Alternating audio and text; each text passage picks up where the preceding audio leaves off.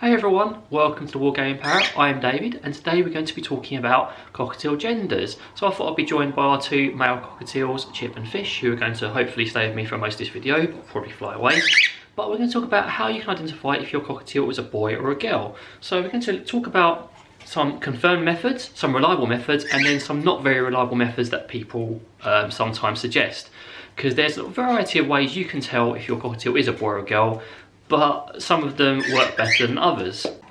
So, my first and most reliable method is DNA testing. Now, if you have an avian vet nearby, you can go there and you can ask them to have your bird DNA tested. So this can normally be done through a small blood sample or can sometimes be done through feathers. There are also a variety of online services you can utilise. I do suggest you sort of research them first to see if they're reliable and on the up and up, so to speak, to make sure they're okay. But these services can provide you a reliable way of testing your bird.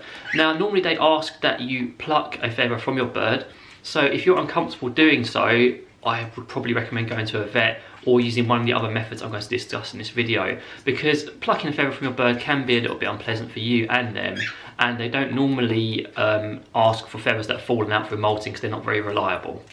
So yeah, do carefully consider if you want to take this option. So my second and probably one of the most reliable ways of seeing if your cockatiel is a boy or a girl is through behaviour. Now, boy and girl cockatiels have different behaviours, and once they reach maturity, these behaviours become more prominent. So when they're little, you're probably not going to be able to tell, you know, they're going to be very similar. They're going to be talking, misbehaving, making baby noises, jumping around like my two boys just are now. But when they get older, normally after their first molt, they start to exhibit behaviours which indicate whether they're a boy or a girl. So with boys, they will tend to sing, they will tend to beak bash against things, and they will tend to do the heart wings thing, which is where they sort of march around singing with the heart wings. And if your cockatiel basically singing and it's marching around with heart wings, you're pretty guaranteed to have a boy there. Now, girls can sometimes do heart wings, but they'll only normally do it when they're defending the nest or when they're in an aggressive posture. So if your girl's hissing and doing heart wings, it's not really an indicator. It's only when they're marching around singing and making noises.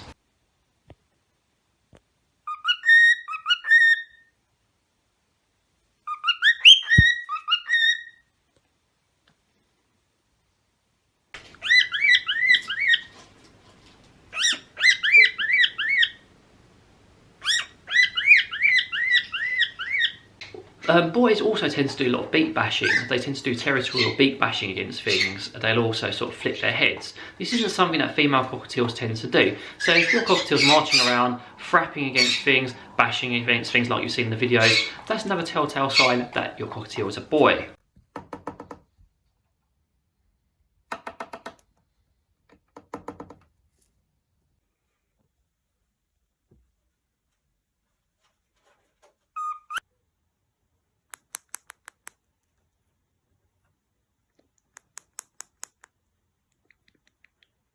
Now, girls do have some of their own behaviours, and some of them are more reliable than others. So girls won't tend to sing.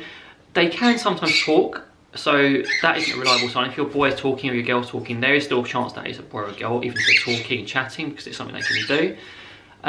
However, girls will tend to squeak a lot more. So while boys will have their sort of clock calling and screaming, the girls will tend to squeak rather than sing. So if your cockatiel's not singing at all and they're squeaking a bit, it could be an indicator of being a girl. There's something I would also like to add to this point. Some people say that if your cockatiel is exhibiting nesting behaviour, that's a telltale sign it's a girl.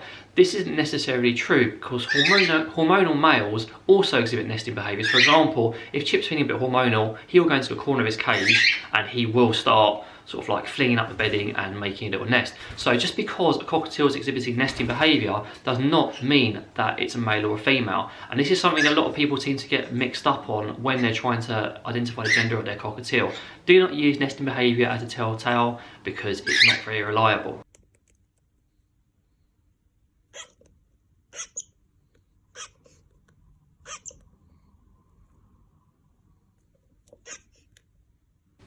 So just keep in mind, when you're watching your cockatiel's behaviour, there's loads of telltale signs. Most of these won't become apparent until they're mature and had their first molt, but it's quite a reliable way of being able to tell what gender your cockatiel is. And it's also a painless one for them, and it's an easy one because you know you don't have to do anything to them, and all it requires a bit of patience from you and a bit of observation. So our next sign is kind of an obvious one, but I feel it's worth mentioning. If your cockatiel is laying eggs, that does mean it's a girl.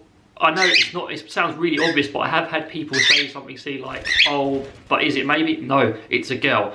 I'm not quite sure where that came from, but I just had to state the obvious. The other thing I wanted to mention in relation to egg laying is it is a sign of hormonal behaviour, and it's something that you don't necessarily want to encourage. It's also possible for female cockatiels on their own to lay infertile eggs, so don't worry if that happens, but it's something that you really sort of want to maybe get on top of and start to manage through managing hormonal behaviour. My partner has a video on hormonal behaviour, which I'll leave a card for now, just in case you want to learn a little bit more.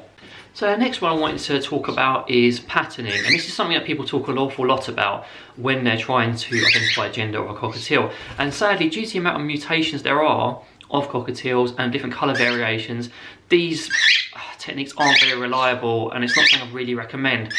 There are some rules of thumbs which I'll talk about now.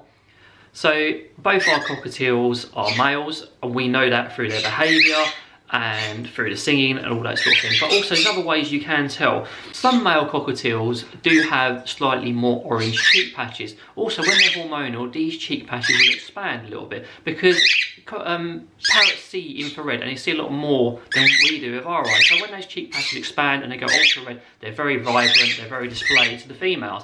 Just send him off over there with his brother. So yes, when the cockatiel's cheek patches are very vibrant red, that can be an indicator of a male. If they're sort of more hazy, there's more sort of like other feathers interrupting the pattern with a strong red colour, that can be a sign that they're a female. So with the standard grey cockatiels, it's also worth mentioning that the vibrancy of colour in their facial features can be an indicator of male or female. For example, Fish is a standard grey, his face is his and whole head almost is very yellow, whereas a female will have a more distorted colour, more grey in there. This can be an indicator of gender in this particular mutation of cockatiel.